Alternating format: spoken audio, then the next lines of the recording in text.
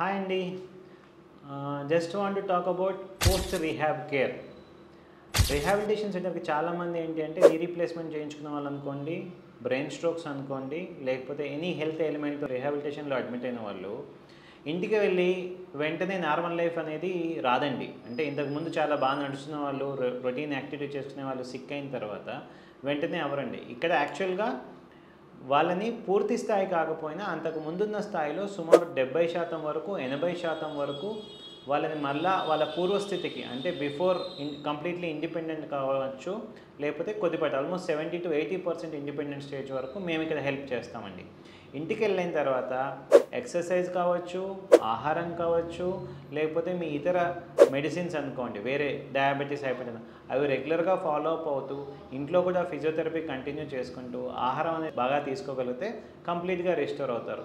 మీరు సగం వరకు బెటర్ అయ్యి ఇంటికి వెళ్ళి మళ్ళీ మీరు అవన్నీ ఫాలో అప్ అవ్వకపోతే you can go back to or మీరు కంప్లీట్గా రికవర్ అవ్వలేరు ఆర్ పార్షియల్లీ డిపెండెంట్ ఉండిపోతారు. Especially post brain stroke patients ఇంటికి వెళ్ళిన తర్వాత వాళ్ళకి అంటే ఎక్కువ డిపెండెన్సీ ఉన్న వాళ్ళకి, ఫర్ సపోజ్ మంచంలోనే ఉన్నారు అనుకోండి, వాళ్ళకి బెడ్ సోర్ కేర్ లాంటి అనుకోండి, ఆహారం అనుకోండి, ఫిజియోథెరపీ అనుకోండి, రీహాబిలిటేషన్ తర్వాత ఇంట్లో కూడా ప్లీజ్ కంటిన్యూ చేయండి.